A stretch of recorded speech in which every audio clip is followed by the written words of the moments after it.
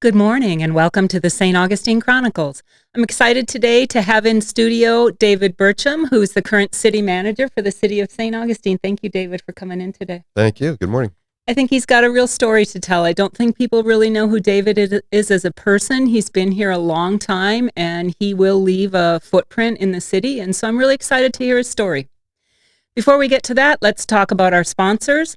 Looking to buy, sell, or invest in property in St. Augustine? Trust 97 Park, your local residential and commercial real estate experts. From historic homes to business spaces and investment properties, 97 Park delivers market knowledge, smart strategy, and personalized service every step of the way. And when you're ready to make your move, contact me, Karen Zander, directly at 904-297-3471. 97 Park, real estate done right here in St. Augustine. And our other sponsor is the beloved Kookaburra Coffee. Proudly founded in St. Augustine in 2012, the Kookaburra is your local home for fresh roasted coffee and made-from-scratch baked goods. From legendary Aussie meat pies to scones and sweet pastries, everything is crafted to pair perfectly with their signature coffees. Whether you love a smooth flat white, a bold Aussie iced coffee, or their famous Honey Badger latte. With multiple locations throughout St. Augustine, the Kookaburra is part of the community and part of your daily routine, from morning commutes to weekend strolls. The Kookaburra, Aussie coffee, St. Augustine local.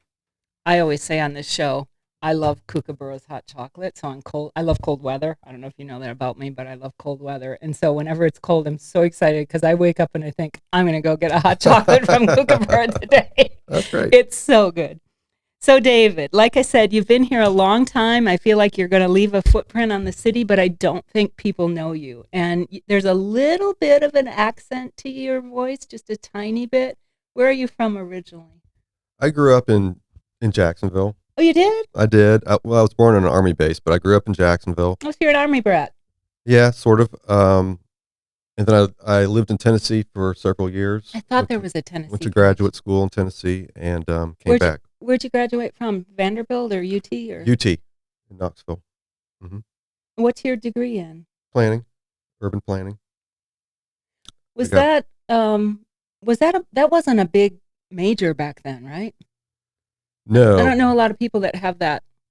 No, in fact, when I went to graduate school, UT didn't have an undergraduate program in planning at all. It was part of the College of Architecture. It's a little bit more widespread now, but at the time it was really a specialty degree. What made you decide to go into that? Well, after my undergraduate, I got a commission in the Army as a second lieutenant. I was in ROTC. They paid for my undergraduate at UF. And I was hurt in a car accident before I was to go into active service. So the Army said, okay, we're going to let you go. And that's when I went to graduate school, but I didn't know what I wanted to do. So I did a semester of post-undergraduate work at UT, and I took a class in everything that I was interested in. Oh, that's really cool. Yeah, and my favorite class was a housing class. What were the others? Environmental science.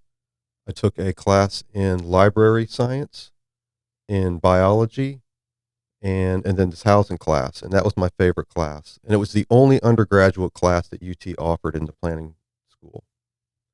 And so that I took the GRE and entered the graduate program. So what was it like growing up as an Army kid?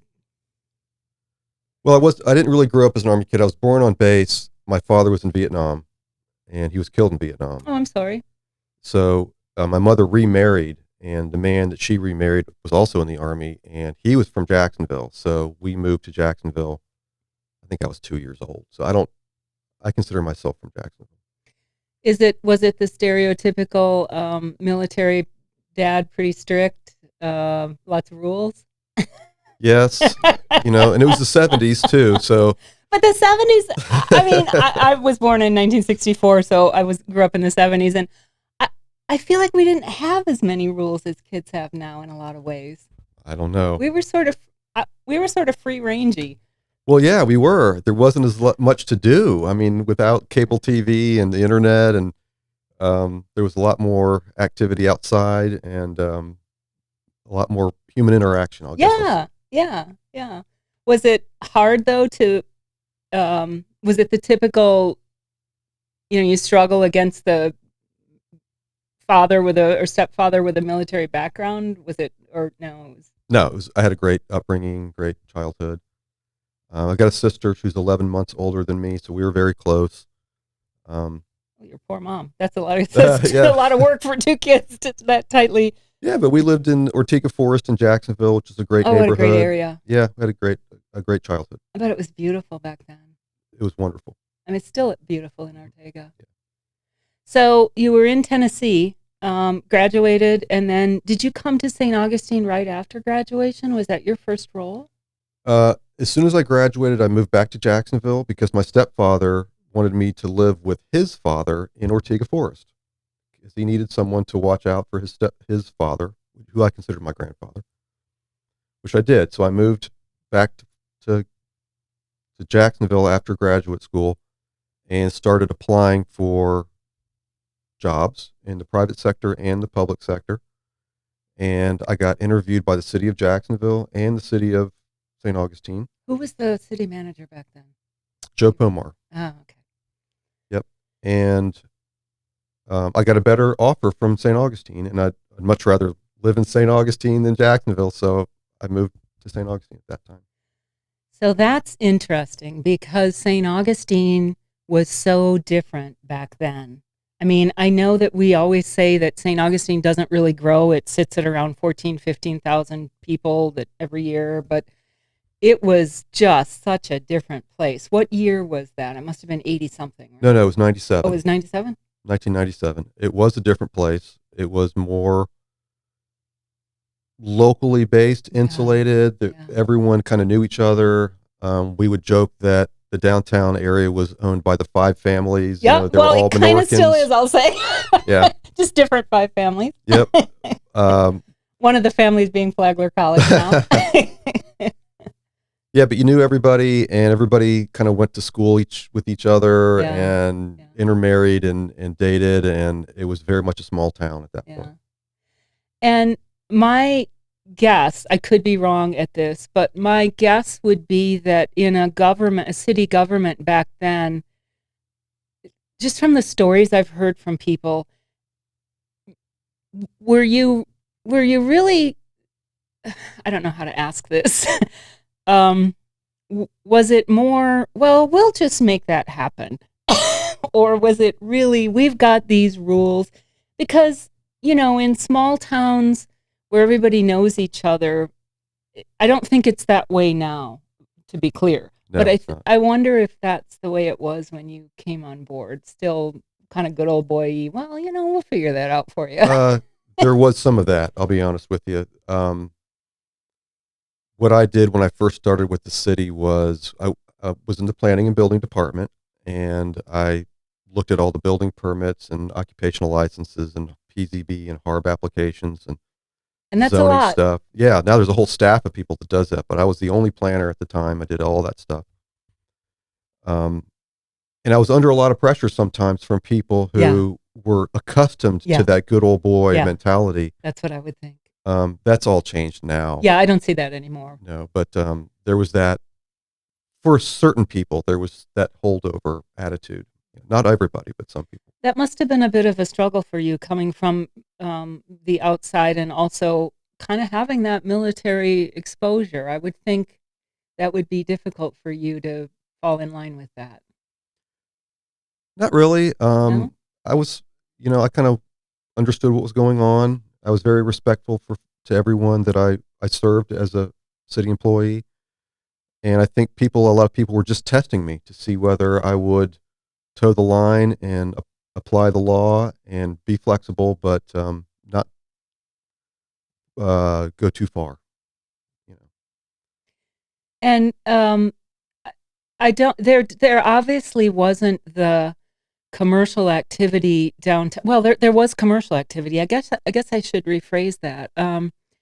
In 97, it wasn't, I think, the push and pull between residents and businesses that we kind of see now. And I don't want to get political on this show at all, but it seems to me, I came here in 98, and it seems to me from what I hear from people that it was just a coexistence that was pretty cool, and residents went downtown, they loved it, but it wasn't the tourism economy that it is now either. Well, they used to Right. refer to seasons. They would say it's a tourist season or it's Yeah. on season or off season. And you could really tell the difference when Flagler College was not in session and when it was not part of the tourist season. It was just locals. And there was a much different atmosphere downtown. Yeah. It's not that way anymore. Yeah. We have I know. a year-long tourist season. Which is good because it brings in, and again, I don't want to go there. It's just I don't a want to change. get That's all. political. It's not good or bad. It's just that's the way it's It's evolved. just the way it is, yeah. And it's hard to put the horse back in the barn, right?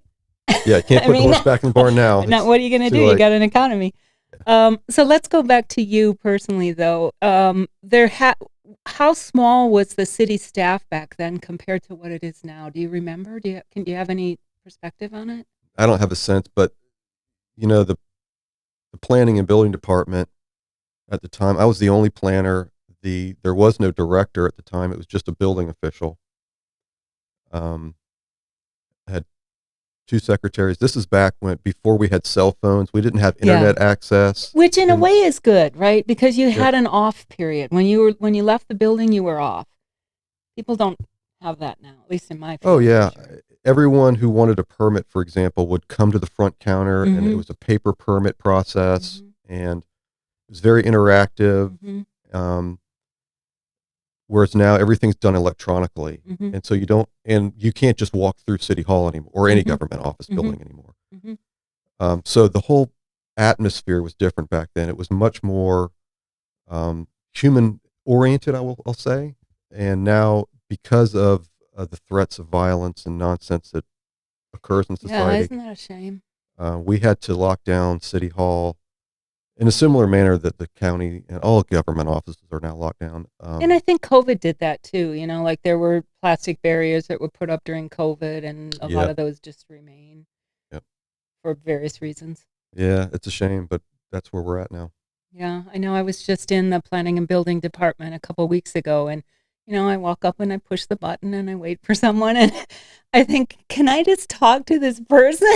But that's not the way it works anymore, and I understand that. It's not, Yeah, it's too bad. And the holdover contractors, for example, that were around during the good old days when they could just walk in with a roll of plans and just talk to someone in the moment without an appointment. They get frustrated sometimes. Yes, I know they do. But the younger generation doesn't. The younger generation of contractors really embrace the electronic permitting and email correspondence. They don't have a problem with it. Yeah, exactly. It's just a different way to operate in what you're used to. Yeah. Were the city offices in the same building they are now when you started? Yep. 4th floor of the Lightner. Yep. Everything is pretty much the same. In terms of where we are. But yet it's so not, too. Yeah, where customer service is now, which is behind the Lightner Museum, that was a fire station. Yep. That was the fire station until we built the new one on Malaga Street. Yep. Which Jerry Dixon designed. Yep, he sure did. And we're now designing the new Island Fire Station where Blue Water's jewelry store is. Who's designing that? Can you say? Is it possible? I don't know off the top of my head who the architect is. Because there's, it's hard to, I speak to one of the people who has a lot of properties that he develops downtown, and they struggle because Jerry did so much of it. He was kind of the go-to, and I think there are some very good architects around, but they don't yet have a hold on I'm the go-to. I think that's... Oh, yeah. There was a time when there was only a handful of architects in town. Jerry, Les Thomas. Les likes Marty to fish Gould. But there really was. And, Howard Davis. There was like 4 or 5 people. And that's who you went to. That's everyone used them. And every time there was a HARB meeting, it was those 5 guys. Yeah, that's the beauty of it. Yeah, and they're all very talented, and they certainly, contributed to the city. Yeah, I think that's just so cool. So you worked as a planner for how many years? Just as a planner? I don't mean just as a planner, as if that's a I moved negative, up. but I started as planner 2, which is just an entry level position, and I moved my way up in the department to become the director. so they had to create that. Well, shortly after I got hired, maybe a year after I got hired, they created the planning director position, and Mark Knight was hired to be the Yep. planning Yep. director. I didn't know he started in that role.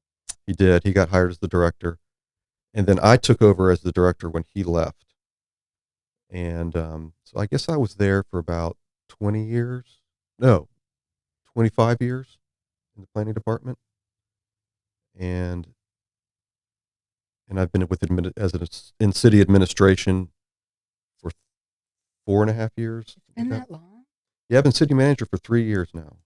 It doesn't feel like it's been that long to me. Yeah. So as the head of the director of planning and planning and building, I guess it is, right? I always say planning and zoning, but I don't think that's right. It's planning and building. Planning building. You had all of those boards and departments kind of under your wing. So you had planning and zoning, and you had HARB, and you had then all of the permitting. Yep, and we had code enforcement. Oh yeah, code enforcement. Yeah. And archaeology. I forgot about that one. Yep, historic preservation. Was the archaeology department always there when you were there? Yep, archaeology has always been part of planning and building. I wonder, do you know when they started the archaeology department or program here? I think it was in the late 1980s. So Carl Halbert was the archaeologist when I started. Yeah. And he had been the city archaeologist since the ordinance was adopted in, I want to say, maybe 1989, something like that. I think that we were the first and only city for a while to have a city archaeologist, right? And I think there are Florida, a couple others that have them now, I think, but I'm not positive. Yeah, we were the only one in the state. The state has their own archaeologist, but we were the only local government that had at the time, our own archaeology program. I'm not sure that there were that many nationwide. I don't know. It's still very unusual that a community of our size has its own archaeology program with staff archaeologists. But it's indicative of the resources that are underground, all of the historic resources that exist in our community that are valuable to the community. Yeah. And need to be safeguarded. Yeah, and I know that they often find pieces of pottery or small bones, but as you, I'm sure, recall, when David White opened up the floor in the A1A Aleworks building a few years ago, they found bodies, Yep. bones, and David let me in there while that was still open, and it was just David and I and his daughter, I think. So it was just a few people, and I walked in, and here's this. You see it, it's right there, and it was such a weird feeling because it wasn't, I wouldn't say it was like creepy or spooky or anything. I don't really believe in any of that, but it was just, it hit me. It was so strange to think that these bodies had been there or these bones had been there for so long, and it's like it had a smell. I'm sure it was dirt smell, but it just had this vibe and feeling, and I'll never forget it. And I'm really grateful that he let me in there, because it just makes me think of what is under our buildings differently now. Yeah. Yeah, that was the cemetery that we uncovered. Yeah. And they were intact. Yeah, there were skeletons. And there was a skeletons. child. Yeah. I think there were 8 or 10 of them, maybe. Yep. And they found the needles that were used to sew up the shrouds, within the skeletons. So that's why they didn't have the coffins. They just were wrapped in shrouds and sewn up when they were buried. It's very, very fascinating. And it was a Catholic cemetery that was uncovered there. So, and how do they know that? This is totally I off don't topic know. to you, but it's just something the archaeologists know. Yeah, they knew it. I don't know how they did, but they brought in the bishop of the diocese. Yeah, I remember that. And he took responsibility for them. Yeah. And they have their own process that they follow. Yeah. And so it was just fascinating to see that all unfold like that. And I think they're still there, right? or did they move them? Some have been given to the diocese, and they were going to create, I think, an ossuary or one of the. I don't know what that is. It's a structure that's used to store bones above ground, and the plan was that they were going to. It's not like a mausoleum. But it's similar. It's in a similar way where they can have multiple sets of remains in one place that are not identified, but can be respectfully stored. And that was the plan. I'm not sure what they're going to do with them now. I wonder if they're all gone or if there's still any are still there. It was just I'll never get over that feeling of just looking at those, and it's like this wave of something hit me, and the smells and the sights, and it just really in a very different way than anything else made me think about this place and its history. And I'm just really grateful that he allowed me to do that. It's too bad that people can't experience that because of just the years and years of living that has been done here. Oh yeah. So going back to you, so you were head of planning and building, and you had all those departments under you. It seems like there has been a real shift in how we do things during your time there. Like you said, cell phones weren't around, emails weren't around, even the internet was not that prevalent back in the I mean, we had it, but it was slower, and It wasn't in City Hall. Yeah. And websites, they were there, but they weren't as much as they are now.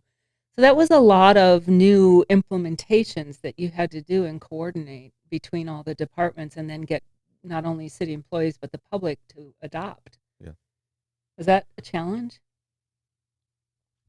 Not really. I mean, we just kind of evolved with the times. Everyone kind of adopted the new forms of technology in their personal lifestyles and in their workplaces. So we just kind of went along with it. When I first started, if you wanted to reach someone in City Hall, you looked in the phone book, and everyone's name had a separate phone number, and you just called a landline, and they picked up. I'll tell you, there's a person that you and I both know, and I shared my office with him at one time, and so you know who that is, and he still has some phone books in his office. It's hard to imagine, but why? Because nobody has those numbers. Yeah. And then eventually, desktop computers were provided with internet access, and everyone got an email. And so we just kind of evolved with society at the time. It wasn't a big trauma that we endured. The big changes that occurred was in that department would be when we went from accepting permits in a paper format to electronic permitting. That was only a couple of years ago. I think another big change is when you went to using a GIS map, because I used to have to pull up I think they were just paper copies of the zoning map that were kind of loaded in as PDFs, and then when you get down to those little parcels, you have to go back and forth between the county GIS map and the PDF map to try to figure out exactly which parcel you're looking at to get the zoning. And it was like 16 back and forth trying to figure out, because there's RS2 and CL1 right next to each other. Yeah. Yeah. You had to get it right. What we used at the time when I first started, we had the full set of plat maps from the property appraiser at the front counter with zoning boundaries hand drawn on them. And so you would look up your parcel by lot and block number, flip to the plat map, and that's how you'd find your zoning. So if zoning changed, if there was a PUD or some zoning change, then you had to do the whole map of that thing. We'd have to take that sheet out, make a correction, and put it back in. Ah, the good old days. Yeah. Yeah. There's a beauty in that, in a way, I think the beach still does it that way, I'll just say. And some of their zoning maps are not right. I can also tell you that. So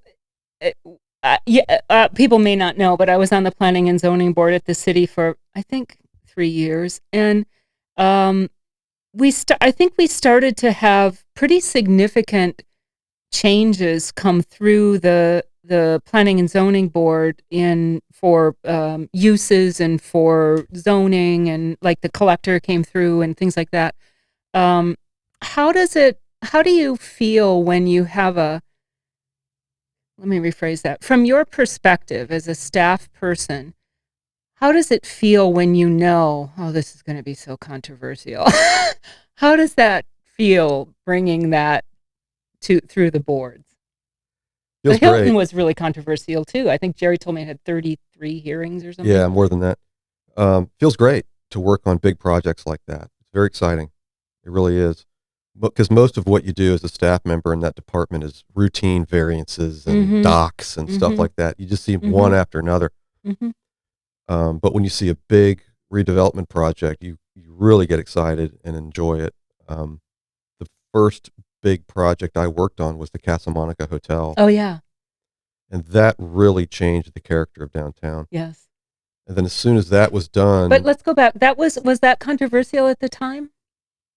No, not that I recall. So that's the difference in kind of thinking, right? Because it would be now. It just would be. There's no... Everything is... Right? That's what I'm saying. Yeah. It would be now. So that was a different... It's a different time. Yeah. And it was everyone considered it very risky on Kessler's part, because no one had made that kind of investment since Henry Flagler. And the building had been vacant. It had been the county admin building for a long time. Yep. And after the Casa Monica was done, you could almost feel the change in mood downtown. And then shortly after that, Conti Patel bought the Monson Motor Lodge and tore that down, and then the Hilton was built. And let me tell you a little story about the Bayfront Hilton that Jerry, the architect, told me. So, because he's passed away now, I can tell this story. So, Jerry had a kind of a little bit of a sense of humor about him. And so apparently, and this is just coming from Jerry, so I don't know how accurate this is, but the Teeny Martini bar gave Conti and Jerry a little bit of pushback on the project. And so if you think about the Bayfront Hilton building, the wall that borders the Teeny Martini property on the Bayfront, that portion of the Hilton comes out pretty far, where some are set back further from the sidewalk. That end wall comes out pretty far. Okay. Jerry said, I did that on purpose to try to block their view. And he said nobody was going to catch that. So I brought that piece out farther just to block their view. Wow. That's Jerry. Wow.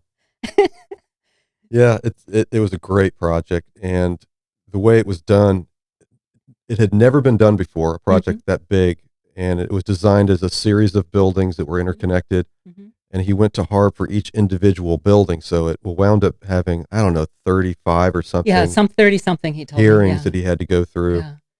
And got pushback from the Planning and Zoning Board. Oh, everybody. I know that at the time there was a chair, again, according to Jerry, the chair was an architect of the Planning and Zoning Board. And I guess at one point the chair according to Jerry, didn't like the project and was trying to figure out a way to kill it. And so he, in one meeting, said, I think we're going to require you to have parking to meet the parking code. And Jerry said, not a problem.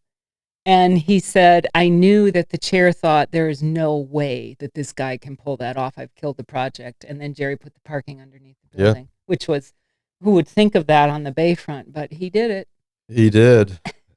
Have you been in that parking garage? Yes. It's kind of creepy. It's like a cave. Mm-hmm. But it's there. And it's never flooded. It works. And it's remarkable. And I remember going back to archaeology, when they were digging out the site for that parking garage. Oh my gosh, they must have. They had like a front end loader that was scooping up dirt, and then it would rotate and just lay dirt down. And when it did that, it was just laying down artifacts and bottles. And the Carl Halbert, the archaeologist, was there and just picking up these artifacts from where the excavation was taking place for that parking garage. I'm surprised they could use a front end loader. I'm surprised they didn't get more hands-on. Oh, they did. I mean, he was there for months doing archaeology, but there came a time when it was okay. Now we got to build. Yeah, we got to just gotta dig get this going. garage. Yeah. Yeah, it was. Well, pretty they cool. must have found so much because that was right in the heart of what was the colonial city. They did. They found the foundations for old buildings. They found everything. I would think as an archaeologist, Carl would have been pretty excited about that project, right? Yeah. Because otherwise you can't dig if something like that doesn't happen. It was great. Yep. And then, of course, right behind that building is soon to be another luxury hotel. Yep. From Conti again. Where the parking lot is behind the bank building on Charlotte Street is going to be another garage wrapped with a hotel. And the bank building, 24 Cathedral Place, will be a luxury hotel. We're very excited about that. Yeah, the Bayfront Hilton, in my opinion, really changed. Like you said, the Casa Monica changed the downtown for sure. And then when the Bayfront Hilton came in, which, Jerry was a close friend of mine, but just besides that, it's really an incredible design because it looks like it's been there forever, and that it's a series of historic buildings. And I really can't think of anyone who would have taken that risk. And, the Hilton brand has to accept it. And I know that was difficult to get them to accept that design. Mm-hmm. So the fact that Jerry could pull that off, and when you look at the Bayfront and you go down Avenida Menendez, you don't feel like there's this big hotel there. You feel like there's these old buildings that have been there forever. So brilliant design. But with the new Treasury Hotel project or bank building, whatever, it depends on when you come, what you call it. But I think that's another, I've talked to Conti quite a bit. That's going to be another, this is a sea change in downtown St. Augustine, or in St. Augustine as a whole. The level of hotel room, the level of dining, the level of retail that's going to bring in is going to be such a change. And I think, again, I don't want to get political on this show, but I'm grateful that Conti is willing to preserve these buildings. And he, I think, feels it's important to preserve those buildings. He's not coming in from the outside going, I'm going to tear this thing down. No. Before Jerry passed away, Conti had owned that building and was talking about the hotel project. And I can tell you, Jerry and I had many, many, many conversations when he was getting towards the end of his life, and he, couldn't leave his house much. And so I would just sit with him and we would talk about his ideas for that project. And he really was so excited to work on it. And I regret that he didn't live long enough to create at least the basis for the starting point. Yeah. Because he was so excited. He knew that was going to be this just incredible, game-changing project to save that. But he also talked me through all of the challenges of, the fire escapes and the elevator and just getting all of the, just everything that a hotel needs, and how you do that in a building that you can't really, you want to keep the exterior the way it is. How do you make that happen? Mm-hmm.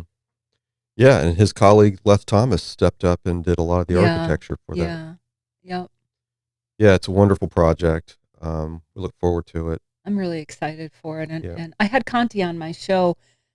He was one of my first guests, and I'm grateful to him for coming on because, I think people think of him as this big bad developer, but he told me his story about coming to the United States in the 60s. He lived in San Francisco during the Summer of Love, and he started from nothing. He is a success story. He started from an American nothing. Success story. He and his wife cleaned hotel rooms for his uncle and just worked really hard and saved. And he's a great guy. He's very humble. He's fun to work with. Yeah. I couldn't have picked a better person to do that project. I agree. And he is very humble, and I was surprised he agreed to come on, but he was very open, and I wanted him to share his story so people would realize that he's not this big bad developer. photographer. He's very Yeah, he's great. careful about leaving a legacy that he feels is responsible and he can be proud of. Hmm. And I always tell people that's a family-owned business. That's not some big, you know, hedge fund firm coming in from somewhere. That is a small family-owned business Yeah, with his family working for him. it's great. But that project took a little bit of time to come through the boards too. It took 2 years to get through the various boards, but it made it. City Commission approved it just a couple of months ago and amended the zoning to allow for it. Mm-hmm. And so there was lots of public input and changes being made, and there's a big public benefit component to it. And so as one component to the redevelopment of that site as the luxury hotel is going to be the city's participation in redeveloping Charlotte Street. Mm-hmm. Mm-hmm. So you'll see with a lot of funding coming from Conti. about half the funding coming from Conti, and we'll pick up the other half. But you'll see Charlotte Street totally redeveloped. And that needs to happen. Yeah, it does. The trash compactor will get all those trash cans off of Charlotte. I used to live downtown, as you know, and I would walk my dogs between 5 and 6 every morning, and it was. I loved living downtown. I literally loved everything about it. I knew what I was getting into. I didn't complain about the traffic or the students. I loved living downtown, but my husband did not love the flooding, and he was done. He just won't do it anymore.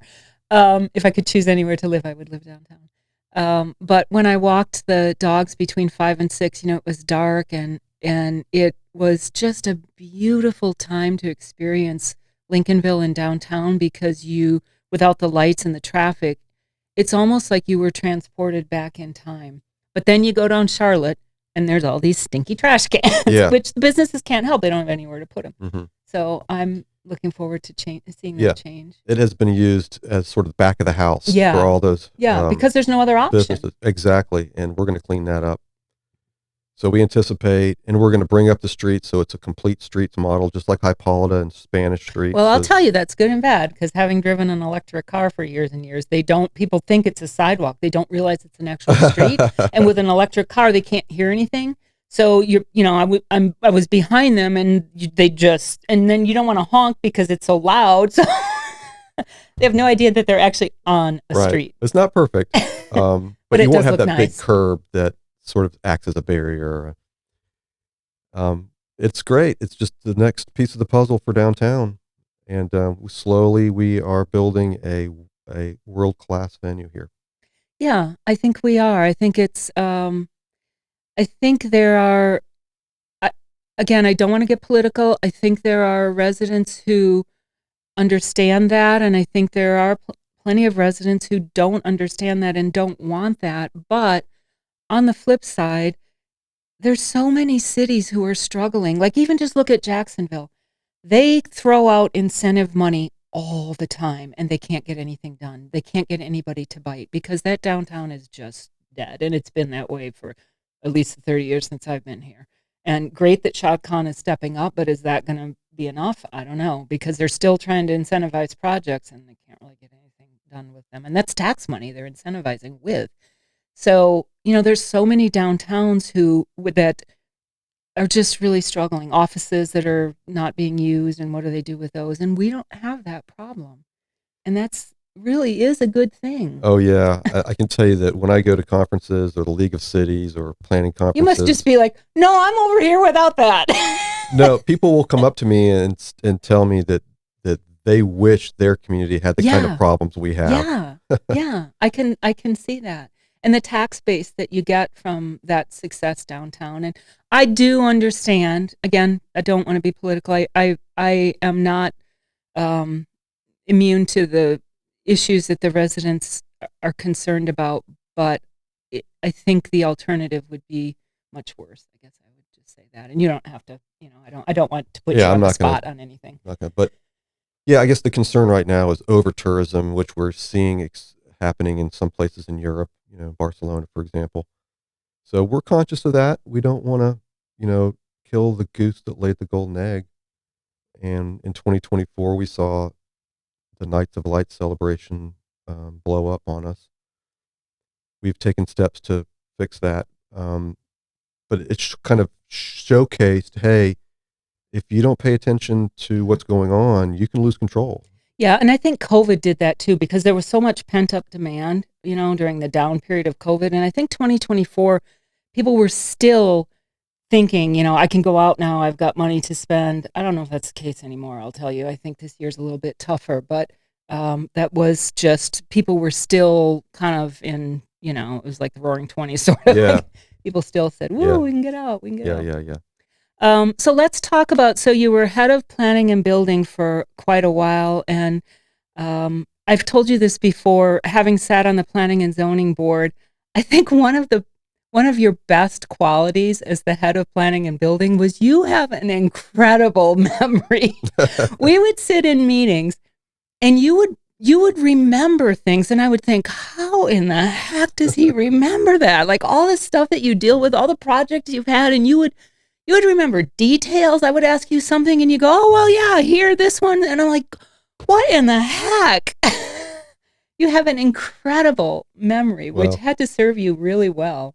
Yeah, there was a time when I had a mental map of almost every house in the city. So I believe that. If someone said an address, I could picture the house in my mind. I believe that. And I could picture the houses on both sides of it too. My memory is not as good as it used to be, I can tell you that, but it did serve me well. Len Weeks has that same crazy good memory when I talk to him, or like if you just ride around with Len in the car, you'd be just going down the street and he'll say, oh yeah, that used to be so-and-so's house when I was growing up. And then this family bought it. And yeah, and then I renovated that in 1980. And then Jerry and I did a project in 1990 with it. And then so-and-so bought it. And you get like this whole oral history. Yeah, all the backstory.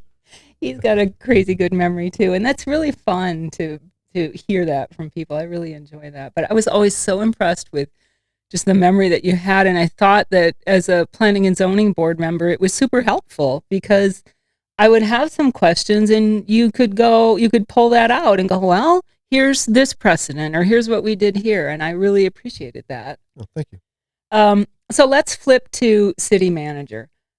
First off, I suppose that everyone views it differently, but if you had to describe, what does a city manager do?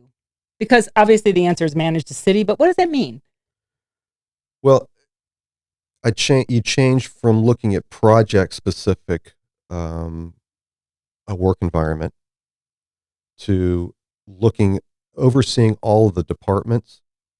It's much more heavily focused on the human resources end of the organization and the finance end of the organization, and less on, building a hotel or putting a dock at the marina or repairing a street. It's and then there's the city commissioner component to it, where I meet with the commissioners individually every week and update them on this is what's happening and this is what's coming towards us and how do you want to handle it. So it's different. It is different. There's really no way to describe it accurately without doing it. I think you did a really good job because, like I said, I conceptually, I get what city manager is, but I don't really know how you would describe your job. Yeah. Do you, do all of the departments report to you? Does SAPD also ultimately report to the city manager? Yes. So are you responsible for then hiring or firing the department heads, and then the department heads are responsible for their staff, or do you get down further below the department heads in your responsibility? I mean, ultimately, I suppose everyone is your responsibility, but how does that setup work? Yeah, you're correct. So I do hire the directors, and then make those directors responsible for hiring their staff. But at the upper end of the management, deputy directors, I have a voice. And so, for example, for the police chief, there is a process you go through when you hire a police chief. It's very deliberate. Does the police department have a union here too? They do. So you got to deal with that component. Yeah.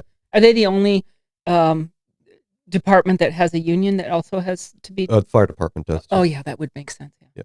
I forgot about that. Sorry, Carlos. I don't mean to disrespect. They do, but they don't get into the union doesn't interfere with the daily decision-making processes of the department of the But you city. have to take it into account. Oh yeah. They Right? they Their benefits package. every year they that's what basically their focus is on, is their benefits and their salaries for their union members. And so for the police and the fire department, I am responsible for hiring the chief. I collaborate on sort of the assistant chief position, but then I don't interfere with their decision-making processes as a law enforcement agency or a fire department. I trust that they know what they're doing when they're arresting someone or responding to a 911 call, for example. I don't make those types of decisions. But I would suppose that if there is a major issue or I don't even know the word, a controversy, you would then be pulled in. Oh yeah, right? absolutely. Public issue. Yeah, and that goes back to the city commission where, hey, we're going to take down a Confederate memorial statue downtown. So we're trying not to get political. I know, but it becomes that is the a multifaceted problem that involves politics, personnel, the police department, everybody. That was a bear of a trauma. time. Yep. Funny you bring that up, because I just had a conversation about that with somebody this week who brought that up, and just how challenging that whole thing was. Yes. So you're responsive. Well, let me go back. So then who? I'm just trying to understand the whole structure, and I think people probably don't know. If I don't know, I would assume a lot of people don't know, I guess. Does the city commission is responsible for hiring you, right? Yes. So you report to them. Is that how that works? Yep. But they don't necessarily have the ability to, I don't know the word, manage your day-to-day, do they? No. So I have a contract. So the city commission hires the city manager, the city attorney, and the city clerk. And then I manage the rest of the staff. The city commission passes the budget, and they make policy decisions. And they rely on me to implement those policy decisions through the budget. So by virtue of approving the budget, they are really directing me what projects to do, in what order, and what priority. So I'm not saying that you should be let go. I want to make clear on that. But if I'm trying to figure out this corporate kind of structure in a way that I would view it.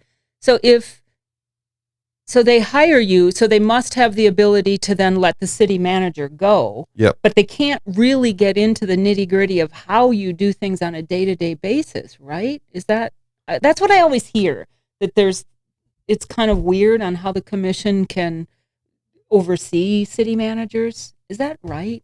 Am I looking? Yeah, so Jacksonville's different. Let me give you an example. Jacksonville is a strong mayoral form of government. So Donna Deegan's elected as the mayor, but she's also the CEO of the government organization. Yeah, and and that you can tell that difference. Yes, so that's a different form of government. So our charter prescribes a city manager form of government, where the elected officials hire the city manager to manage the staff.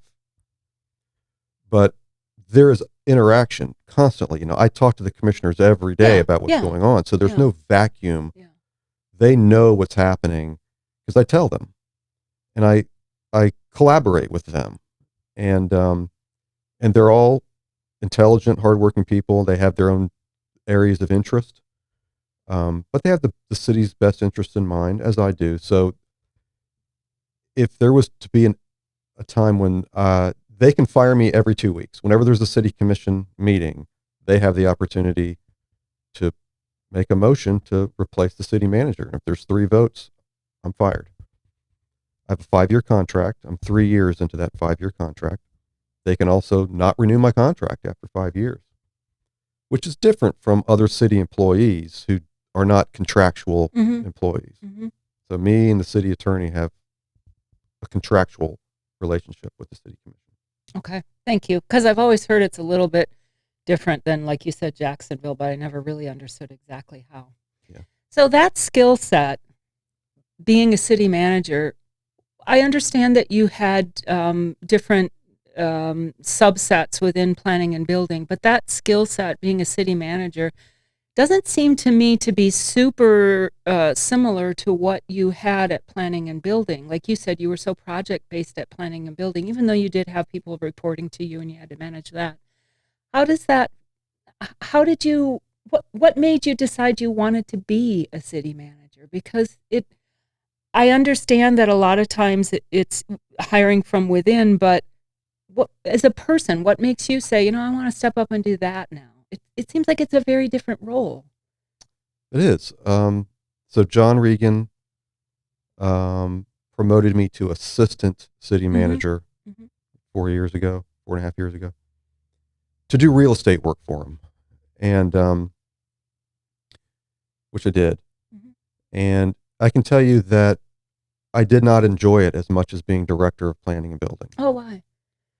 Because I missed the action of projects, working on projects, and when you work in a planning and building department, it's like as soon as you get through the door, first thing in the morning, it's on, and there's a lot of energy and it's fast moving, and a lot of people are interacting with the department,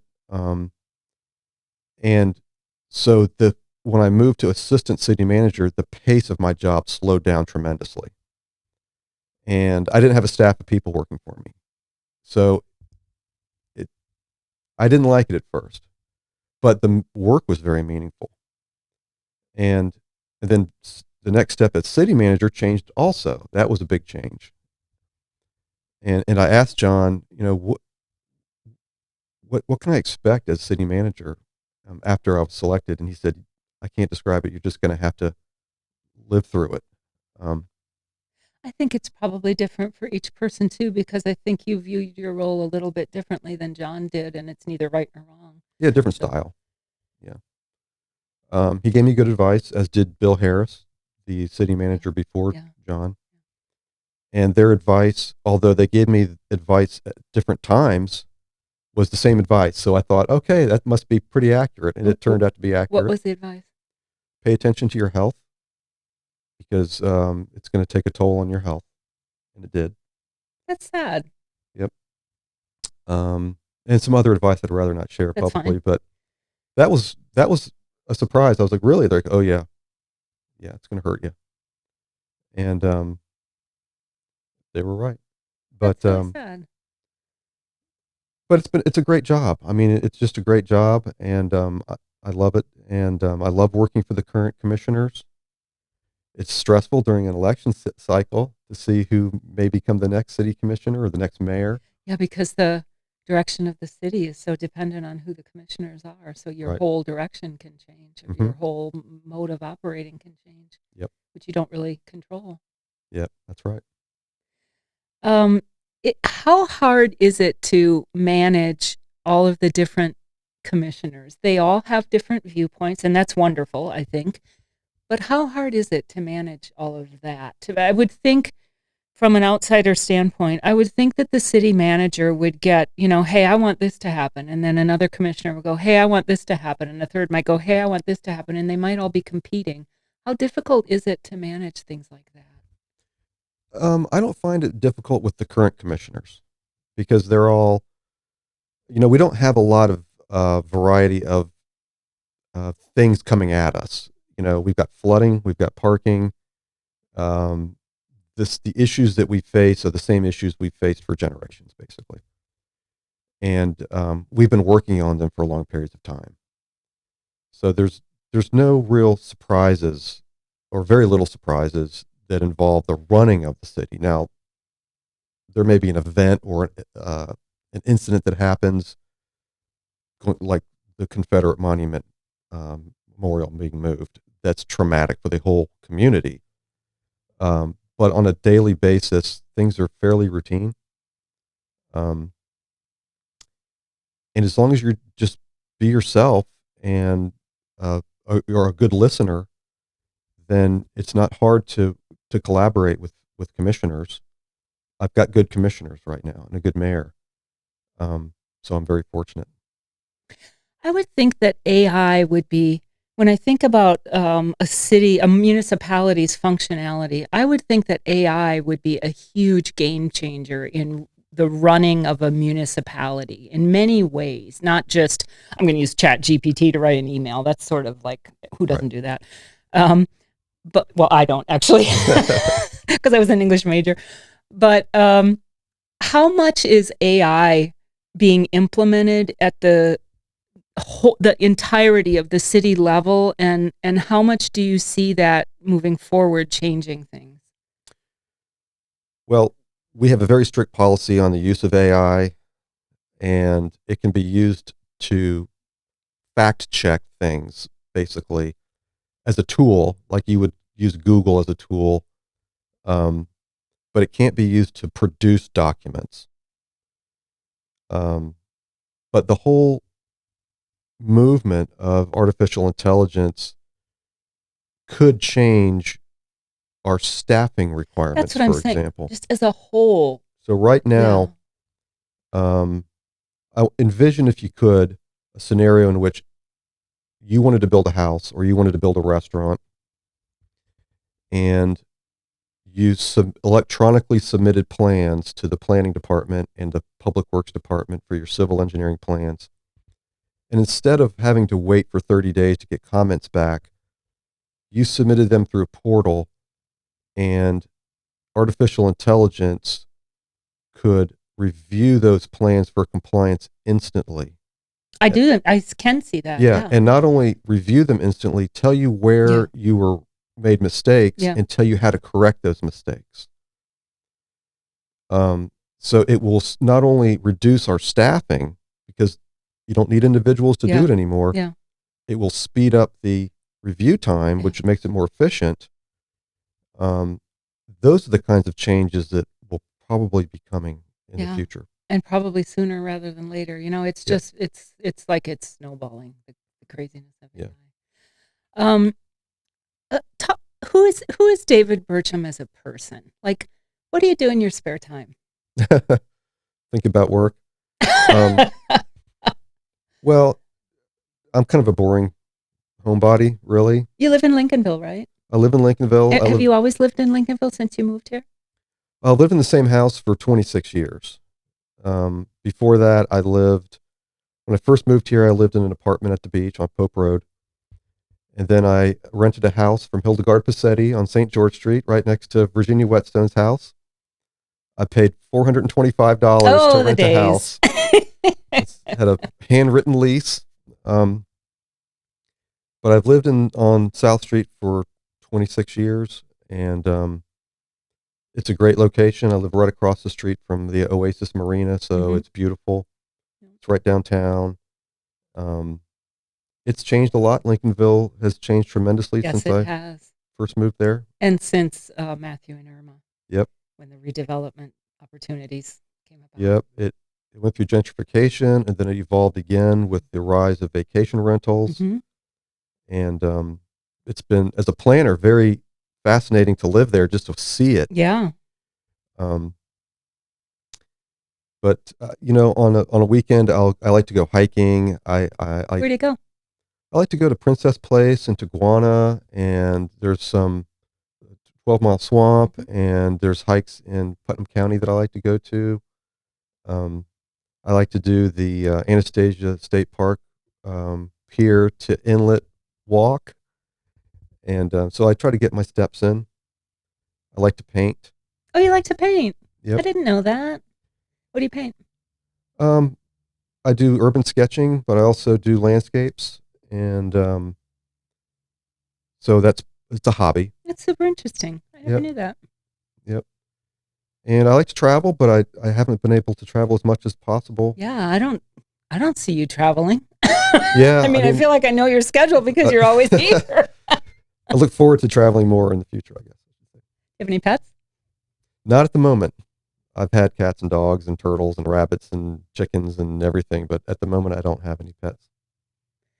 So how does it feel to, you and I talked about this before the show started, how does it feel to be I believe that you are one of the people that will leave a legacy in St. Augustine because of your involvement on these big projects and also on some small projects.